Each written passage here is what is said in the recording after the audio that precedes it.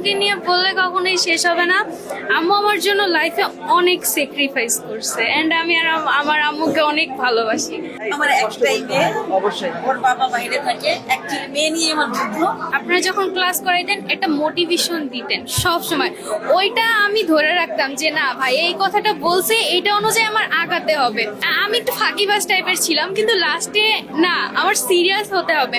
নিজের প্যারেন্টস দেন আপনারা এত করছেন আমাদের জন্য, শেষ পর্যন্ত জিততে হবে। এটা আপনি বলছেন এটা একটা যুদ্ধের ময়দান। ছোটবেলা থেকেই মানে আমার মেয়ের অনেক স্বপ্ন আমার। ভাইয়ারা সবার সময় অনেক বেশি কেয়ারিং। ভাইয়ারা যখন ক্লাস করে সবসময় বলে বুঝছো, একবার না ভাইয়ারা 10 বার বলে বুঝছো কিনা। ভাইয়া ভাইয়া বলে ডাকে যে মনে হয় যে ঘরের সামনেই সে কথা বলতেছে, মানে পরিচিত মানে অপরিচিত কোনো মুখ এভাবে যে ভাইয়া বলে ডাকে যে মনে হইতেছে যে মানে খুবই পরিচিত, মানে তার সাথে কোনোদিন দেখা হয়নি এরকম কোনো মনেই হয় না। এটাকে আপনাদের সাথে কথা বলতে মনে হচ্ছে যে না আপনারা আমার অ্যান্সার করতেছেন এই কথাটা। প্রথম অবস্থায় তো আমি দেখেছে অল্প সময়ের জন্য কিনেছিলাম, দেন হচ্ছে ফুল বছরেরটা কিনেছি।